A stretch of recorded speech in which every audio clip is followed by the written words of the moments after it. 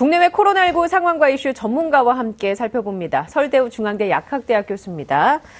자, 오늘 신규 확진자가 480명 가까이 발생을 했습니다. 어제 정부가 좀 더 늘어날 수 있다라고 경고를 했는데 교수님이 보시기에 지금 나온 지표들 중에 가장 우려되는 지표는 어떤 겁니까? 예, 이제 감염 재생산 지수가 1을 넘었다는 거죠. 1.07. 저번에 우리 방송에서 확실하지는 않은데 1에서 1.1 사이 되는 것 같다고 얘기한 적이 한 번 있습니다. 그러니까 감염 재생산 지수가 1 이상이니까 이제 확산이 용이하다는 거죠.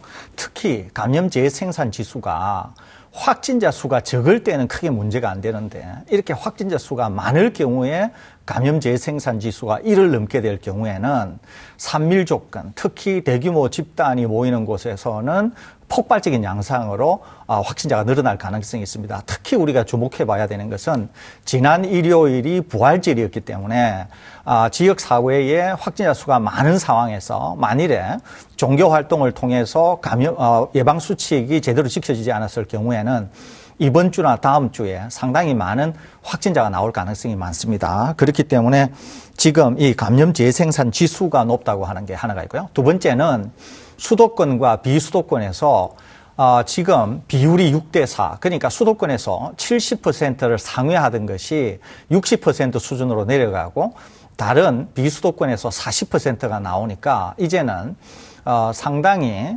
전국화 양상을 보이고 있다. 그런 점에서 상당히 내용이 좋지 않다. 이렇게 볼 수 있을 것 같습니다. 거기에다가 한번 나온 곳에서 계속 꼬리를 물고 확산이 일어나고 일상생활 가까운 곳에서 계속적으로 확진자가 발생하고 있다고 하는 이런 점들도 상당히 우려스럽다. 이렇게 볼 수 있겠습니다. 네, 오늘 발생한 확진자 현황 중에 제가 눈여겨본 수치는요. 위중증 환자 수입니다. 전날보다 15명이 증가를 했더라고요. 예, 그렇습니다. 이 부분은 어떻게 보고 계십니까? 이것도 이제 좀 살펴봐야 되는데요. 계속 확진자 수가 늘어났음에도 불구하고 위중증 환자는 그렇게 늘어나지 않거나 심지어는 약간 주는 경향도 보였습니다. 그런데 오늘은 매우 특이하게 위중증 환자가 15명이나 그러니까 최근에 거의 한 달 만에 가장 많이 나온 그런 상황으로 이게 나타났는데요. 왜 이렇게 이제 위중증 환자가 많이 나타났나 하는 건 아직 모릅니다. 예상컨대는 아마 고령자 또는 고위험군 중에서 이렇게 나왔기 때문에 위중증 환자가 많이 나온 게 아닌가 생각이 되고 또 하나 주목해 볼 것은 어떤 지역에 50대 학원 원장님이 감염이 되고 나서 사망을 하고 나서 확진이 되었습니다. 그런데 이제 이분이 사망하신 경위가 갑자기 사망에 이제 이르게 됩니다. 그러니까 그 원인은 모릅니다만은 굉장히 상황이 나빠져서 감염되자마자 거의 즉각적으로 사망했다. 이렇게 볼 수 있는 것이거든요.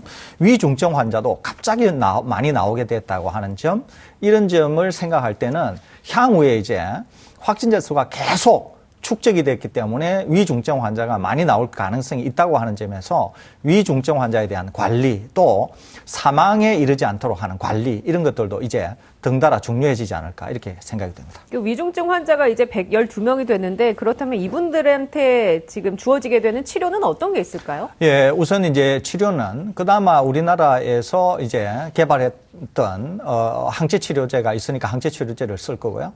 또 렘디시비르 효과가 제한적이긴 하지만 이것도 이제 아마 쓸 수 있을 것으로 생각이 됩니다. 거기에다가 또 혈장 치료제도 환자에게 지금 쓰고 있으니까 이 혈장 치료제도 쓰게 될 것 같고 더더구나 예전부터 이제 알려져 있었는데 스테로이드 계열 그러니까 이제 이런 것들의 단일 치료 내지는 복합 치료 형태로 사용하게 될 것 같고 상당히 치료하면서 경험이 축적되거나 이제 어떻게 하면 치료가 잘 된다 이런 걸 알기 때문에 치료에 대한 효율성 또 위중증 환자를 살려내는 그런 다양한 방면에서의 그런 경험들이 상당히 위중증 환자로 빠진다고 하더라도 요즘에는 사망에 이르는 것을 상당히 억제하는 그런 상황을 볼 수 있으니까 위중증 환자가 다소 늘어났다고 하더라도 치료 효과는 최근의 결과를 보면 상당히 좋아지고 있다 이렇게 볼 수 있겠습니다. 알겠습니다. 그리고 또 한 가지 비수도권의 확산세가 계속되고 있다라고 걱정을 해주셨는데요. 부산에 이어서 순천도 거리두기를 격상을 했습니다. 최근에 비수도권에서 확진자가 계속 늘어나면서 지자체들도 긴장을 하고 있는 것 같습니다. 예, 그렇습니다. 이제 저번에 거제, 진주 이런 것 또 부산 그다음에 지금 이제 말씀하신 순천 이런 곳에서 사실 이제 비수도권에서도 확진자가 나오게 되고 특정 지역에서 나온 확진자가 계속 새를 불리면서 지역 사회로 확산되고 있는 이제 양상이 있으니까 지자체들에게서 이제 사정이 나쁜 곳은 선제적으로 이제 거리두기를 조정하는 거리두기를 이제 좀 더 강화하는 방향으로 나아가고 있다고 생각이 되는데 이것은 적절한 조치라고 생각이 되고 선제적인 조치라고 하는 점에서 유효적절하게 또 시장 참여자와 상당히 교감을 하게 되면은 선제적인 조치이기 때문에 효과가 보일 것으로 생각이 되는데 선제적으로 대응한다고 하는 측면에서 상당히 긍정적이다 이렇게 평가할 수 있을 것으로 생각이 됩니다. 예, 코로나19의 집단 감염을 피하려면 산밀 환경에 노출돼서는 안 되잖아요. 그런데 어쩔 수 없이 노출돼야 하는 예를 들면 기숙사 같은 곳이 조심해야 할 곳 중 하나일 텐데 서강대가 기숙사 학생들을 대상으로 서약서를 받는다고 합니다. 이게 어떤 내용인가 봤더니 기숙사 학생 중에 외출을 했다가 코로나19에 감염이 되면 학생이 민형사상 책임을 져야 한다라는 내용이라고 하는데요. 이에 대해서는 어떻게 생각하십니까? 저는 좀 둘로 나누어 볼 필요는 있다는 생각이 드는데요. 죄송합니다.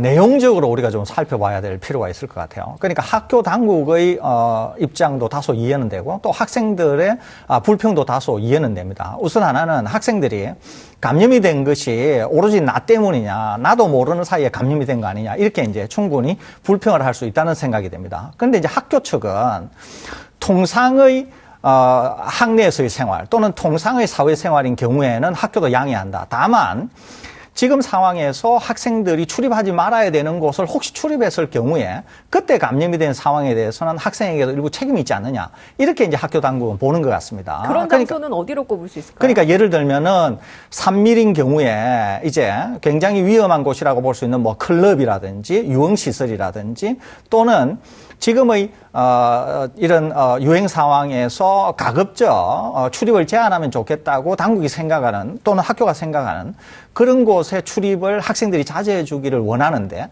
만일에 그런 곳을 학생들이 출입을 했을 때 감염이 되면 학교로서도 상당히 이제 난감한 거 아니냐 이런 생각을 갖고 있는 것 같아요. 그러니까 양측의 입장은 이해가 됩니다. 그러니까 제가 좀 말씀드리고 싶은 것은 학생들도 보통의 우리가 충분히 상식 수준에서 이해할 그런 어떤 활동을 통해서 감염이 되는 것을 학교가 책임을 묻는다고 하는 것은 과하다 이렇게 볼 수 있을 것 같고요. 또 학교 입장에서도 학생들의 통상적인 감염에 대해서 책임을 묻는 것은 학교 입장이 과할 수가 있기 때문에 이것은 서로 간에 학생과 학교 당국이 서로 입장을 조율하면서 꼭 뭔가 이렇게 어떤 대치 국면이라기보다는 서로 간에 충분히 소통을 통해서 해결할 수 있기 때문에 그런 점에서 접점을 찾아야 되지 않을까 하는 생각이 듭니다. 예, 알겠습니다. 자, 이번에는 변이 바이러스 얘기 좀 해보겠습니다. 변이 바이러스에 확진된 사람이 늘고 있어서 방역 당국이 긴장하고 있는데요. 해외 유입 사례가 아니라 지역 사회에서 남아공 변이가 발견됐다고 합니다. 사실 이 남아공 변이 바이러스는 저희가 몇 차례 다뤄드리긴 했습니다만 백신 효과를 떨어뜨릴 가능성이 있다고 알려진 변이 바이러스지 않습니까?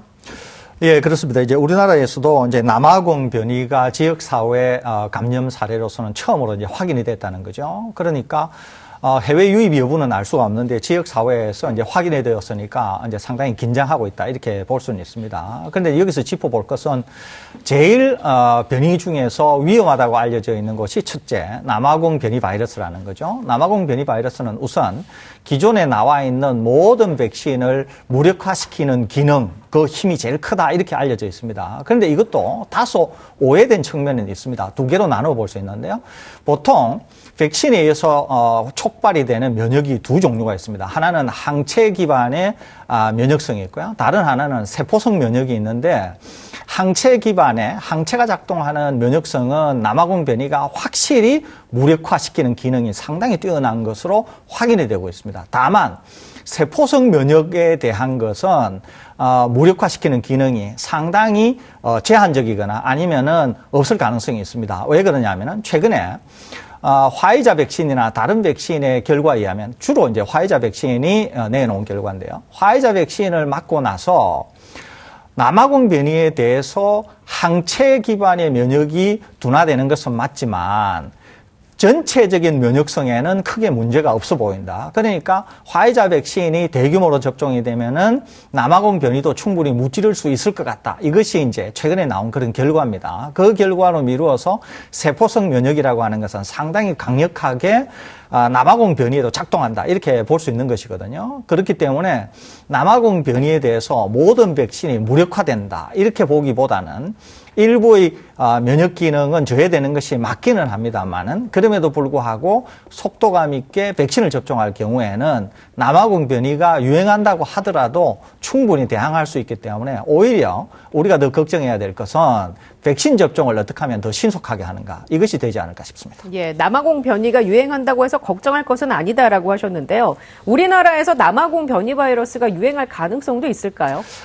저는 조금 낮게 보는데요. 우선 하나는 남아공 변이냐가 아니냐에 상관없이 우리 국민들은 마스크 착용을 상당히 잘합니다. 그러니까 지금 남아공 변이나 그 이외의 변이 이전의 바이러스가 창궐하는 지역에 있어서의 대부분의 공통점. 그러니까 미국이라든지 뭐 브라질이라든지 인도라든지 이런 데 보면은 이 마스크 착용이나 이런 게 우선 잘 안 되고 있고요.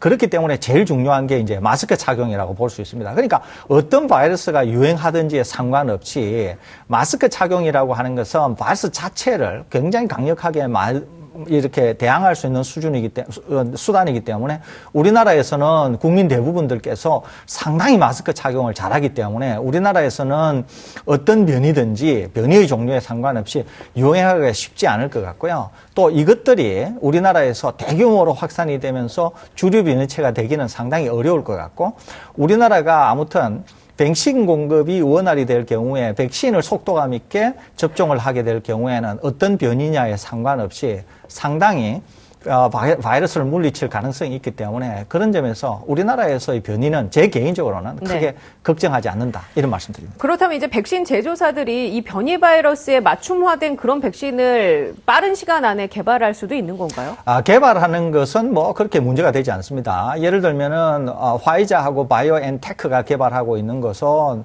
개발한다고 할 때는 뭐 거의 한 10일 정도면 개발이 가능합니다. 문제는 뭐냐 하면은 임상 시험을 통해서 그 변이에 대해서 확실히 백신 효과가 있다, 작동한다. 이것을 이제 보여줘야 되는 것이거든요. 그러니까 동시에 안전하다고 하는 것, 그 다음에 효과가 있다고 하는 것을 임상 시험을 통해서 보여줘야 되기 때문에 이게 이제 시간이 걸립니다. 그러니까 개발이라고 하는 거는 굉장히 쉽게 일어날 수 있는데 이것을 검증하고 효과 및 안전성을 검증한다는 게 이제 시간이 오래 걸리는 거죠. 만일에 우리나라는 그러지 않을 가능성이 있습니다만은 미국 같은 데서 만일에 변이 바이러스가 주종이 되어서 굉장히 어려운 상황에 다시 빠지게 된다. 그러면은 미국 같은 데서는 이 변이 바이러스에 특화된 백신을 개발할 가능성이 있습니다. 그런 다음에 임상 시험을 해야 되니까 미국 상황이 굉장히 급해지면은 제 생각으로는 한 석 달, 넉 달 정도 걸리게 되면은 충분히 임상 시험을 통해서 변이 바이러스에 특화된 그런 백신도 나올 가능성이 있다. 이렇게 점치고 있습니다. 일단 기존에 나와 있는 백신이 있는데 살짝 바꾸는 것도 임상 시험이 따로 필요한 거군요. 필요합니다. 이것도 그래서 안전성과 효과를 확실히 검증을 해야 사람한테 쓸 수 있기 때문에 아마 변이 바이러스가 심각하지 않으면은 뭐 굳이 필요하지 않을 것 같고요. 아까 말씀드린 것처럼 기존의 화이자 백신이 여전히 세포성 면역이 굉장히 강력하게 대항하기 때문에 새로운 변이 바이러스에 대한 백신이 필요하지 않을 것 같고 만일에 변이 바이러스가 굉장히 문제가 되어서 심각한 상황으로 빠지게 된다. 이러면은 아마 미국 같은 곳에서는 변이 바이러스 특화된 그런 백신을 추가적으로 개발할 가능성이 있지 않을까 이렇게 생각이 듭니다. 네, 그런가 하면 이제 일본은 어린이들에게서 변이 바이러스가 확산이 되고 있다고 하다고 들었습니다. 우려할 만한 정도인가요? 이제 영국 변이가 영국에서 당국이 어떻게 확인을 했냐면은 첫째 하나가 기존 바이러스에 비해서 전파력이 60% 정도 높다. 그러니까 1.6배 정도 높다. 동시에 이 변이체가 기존의 바이러스와는 달리 어린이들을 특히 잘 감염을 시키는 것 같다. 그러면서 중증에 좀 더 빠뜨리는 것처럼 보인다. 이렇게 영국에서 확인을 한 바가 있습니다. 그런데 이제 일본에서 변이 바이러스가 확인이 되었는데 어린아이들에게서 영국 변이가 주로 관찰이 되고 있다. 그리고 어린아이들이 통상적으로 감염이 잘 안 되는데 이 영국발 변이에 대해서 감염이 좀 잘 되는 것 같다. 이렇게 이제 확인을 하고 있는 것이거든요. 그런데 좀 다행스러운 것은 감염은 잘 되고 전파는 잘 되는 것으로 보이는데 아이들이 중증에 빠지는 것 같지는 않다. 이렇게 얘기했습니다. 그런데 이제 왜 이 영국발 변이가 기존의 바이러스와는 달리 특히 아이들을 잘 감염을 시키고 그렇게 하는지는 아직 잘 모르고 있습니다. 그게 아직 밝혀진 건 없는 그렇습니다. 건가요? 아이들은 기본적으로 이제 우리나라만 하더라도 영국발 변이냐 아니면은 그 전 바이러스에 상관없이 우리나라인 경우에는 감염도 잘 못 시키고 감염이 된다고 하더라도 중증에 빠지거나 사망에 이른 사례가 한 차례도 없습니다. 우리나라는 상당히 이제 어린아이들, 특히 이제 15세 어린아이들에 대해서 상당히 이 바이러스에 대한 보호가 잘 되고 치료가 잘 되고 있다는 거죠. 그렇기 때문에 우리나라는 걱정이 안 되는데 다른 나라의 사례에서는 특히 영국발 변이가 어린아이들을 좀 잘 감염을 시키는 것으로 보인다. 일본에서도 그렇게 보이니까 우리 당국에서도 어린이들과 관련해서는 사회적으로 상당히 파장이 클 수 있기 때문에 상당한 주의를 기울여야 되지 않을까 이렇게 생각은 됩니다. 일단 변이 바이러스가 우리나라에서 주류가 될 확률은 굉장히 높고 백신으로 충분히 예방이 가능하다라고 얘기를 정리를 해도 되겠죠? 주류 변이가 되기는 낮고 높은 게 아니라 낮고 낮고 그다음에 기존의 백신으로 충분히 백신 효과를 내는 게 가능하다. 이렇게 정리하는 게 좋겠습니다. 그러니까 변이 바이러스에 대해서는 괜히 두려워하지 마시고요. 궁금증이 좀 해결이 되셨으면 좋겠습니다. 더불어서 더 추가적으로 궁금한 사항이 있으시면 변이 바이러스와 관련해서 댓글로 남겨주시면 저희가 해결을 해드리도록 하겠습니다. 이번에는 백신 얘기를 좀 나눠보죠. 어제 정부가 백신 접종 대상을 최대한 늘리고 있고 일정도 앞당기겠다라는 얘기를 했다라고 전해드렸는데 집단 면역 이게 가능하려면 2분기에 접종률을 20% 넘겨야 한다라고 얘기를 해주셨지 않습니까? 어떻게 보세요? 이 속도나 이런 계획들이 차근차근 지금 실행이 되고 있다고 보십니까? 일단 2분기까지는 혹시 가능하지 않을까 이런 생각을 갖고 있습니다. 이제 왜 그러냐면 제가 말씀드렸는데 다른 나라 특히 영국과 이스라엘 사례를 들면서 20% 접종이 굉장히 중요해 보인다 이런 말씀을 드렸습니다. 그런데 이때 20%는 전 국민 대비 20%인데 이 20% 안에 뭐가 더 중요하냐면 65세 이상 고령층에 있어서는 거의 90%를 접종을 해야 돼요. 그러니까 고령층에서 90%를 접종을 했는데 전체 인구 대비로는 20% 정도 되면 이스라엘에서 확실히 효과가 드러났다 이런 말씀을 드렸습니다. 거기에다가 더 접종이 이루어져서 전 국민 대비 50% 정도 되면 영국에서 보이는 것처럼 일상복귀를 선언하는 데까지 나아갈 수 있다 이렇게 말씀을 드렸거든요. 그런데 우리나라에서 2분기 그러니까 1년의 반 되는 6월 달까지 접종을 하려고 하는 인구가 약 1200만 명 정도 됩니다. 그러니까 1200만 명에게 최대한 한 번을 맞춰야 되니까 아스트라제네카로 대규모 접종을 하고 화이자는 2번을 접종을 해야 되니까 화이자는 이제 화이자대로 접종을 하는 방식으로 가려고 하는데 어떻게 하면 2분기 말까지 1200만 명을 이제 접종을 하느냐 이것이 제일 관건일 것 같고 특히 그 중에서 65세 이상 되는 고령층에게 90% 이상의 접종을 하게 되면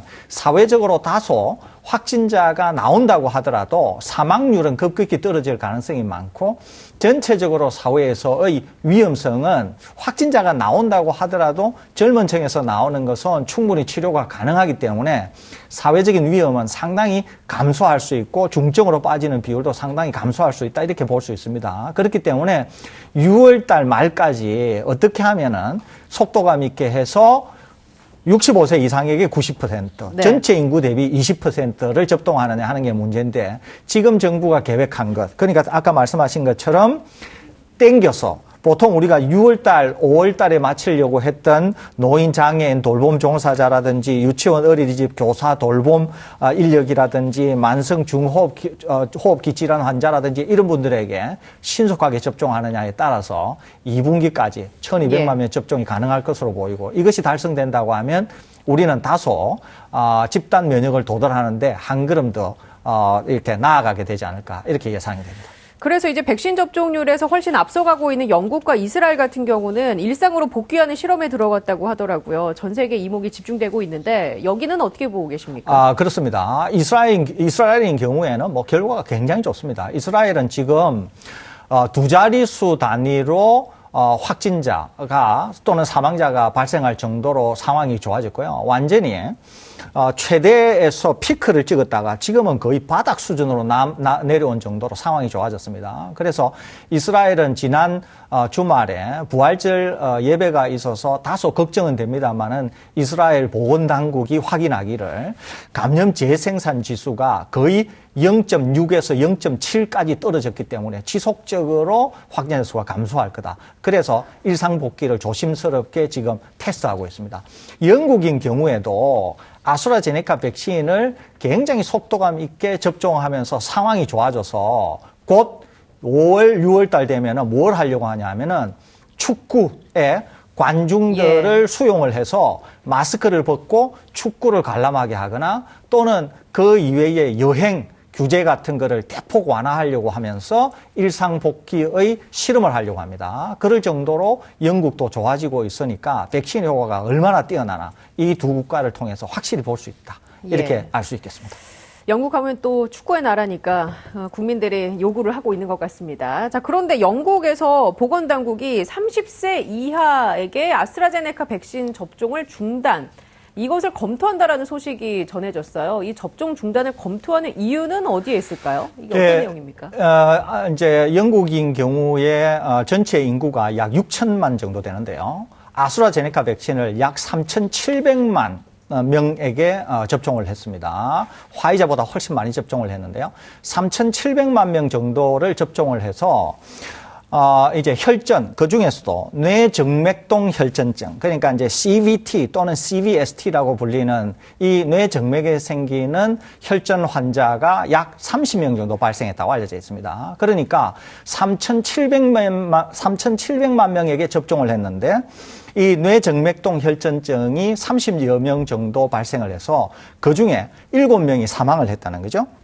그런데 뇌정맥동 혈전증이라고 하는 게 이제 뇌혈관에서 심장으로 가게 되는 큰 혈관에 혈전이 생겨서 막히게 되면 뇌압이 상승을 하면서 뇌에 이제 두통이 생기게 됩니다. 그리고 혈류가 문제가 되면서 뇌에 압박을 줘서 이제 사망에 이르게 되는 것인데 이게 이제 젊은 층에게서 3,700만 명 접종자 중에 한 7명이 사망을 해서 이게 혹시 젊은 사람들에게 혈전을 일으켜서 문제가 되는 게 아닌가라고 이제 생각을 하는 거죠. 우선 하나는 외국 서방 국가인 경우에는 이 혈관 환자, 혈관 질환자들이 워낙 많기 때문에 혈관에 다양한 형태의 문제가 생기는 것에 대해서 극도의 경계심이 있습니다. 첫째 하나는. 두 번째는 이제 혹시 직접적인 연관성은 없지만은 혈전 문제가 불거지게 될 경우에는 이제 접종 수용성이 낮아질 것 때문에 걱정을 하는 것 같아요. 영국 보건당국이. 그런데 이제 이 CVST는 다양한 형태의, 다양한 어떤 원인에 의해서 발생이 됩니다. 첫째 하나는 주로 젊은 여성분들에게 많이 생기게 되는데요. 유전적 요인, 또 임신, 또 그 중에서 이 먹는 피임약도 상당히 이 혈전을 유발한다고 알려져 있습니다. 그런데 이제 잘 아시는 것처럼 외국인 경우에는 결혼을 한 여성이나 결혼을 하지 않은 여성이 먹는 피임약을 복용하는 비율이 상당히 높습니다. 여러 가지 이유가 있는데요.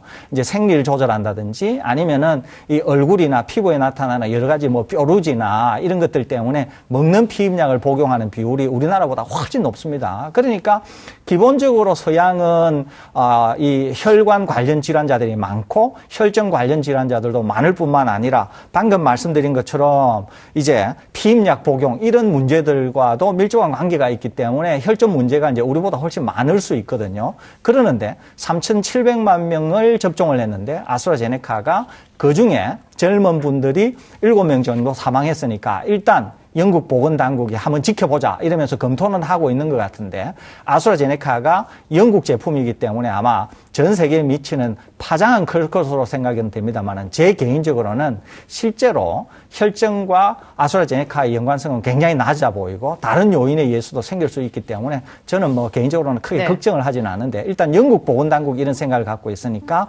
파장은 다소 크지 않을까 생각은 됩니다. 우리나라에 영향을 미칠 가능성은 있을까요? 우리나라에 미칠 가능성도 있긴 있기는 하지만은 우리나라도 전문가들이 있고 전문가들이 충분히 평가할 수 있고 우리나라도 지금 아스트라제네카 백신 접종이 거의 100만 명에 이르고 있는데 우리나라에는 환자가 이 혈전 관련한 환자가 한 명 있었습니다. 한 명 있었는데 이 질환은 걸린다고 해서 사망에 이르는 것이 아니라 상당한 두통을 동반할 경우에는 먼저 긴급하게 처리를 잘하면은 완전히 회복해서 후유증 없이 치료가 가능한 것이거든요. 그러니까 우리나라에서도 젊은 분이 이 혈전이 생겼는데 다행히 치료가 잘 되어서 완쾌되어서 회복 후 퇴원을 했기 때문에 우리나라에서는 뭐 크게 네. 문제가 안 될 가능성이 많지 않겠나 이렇게 제 개인적으로는 생각하고 있습니다. 알겠습니다. 자, 지금까지 서울대 중앙대 약학대학 교수와 함께 얘기 나눴습니다. 고맙습니다.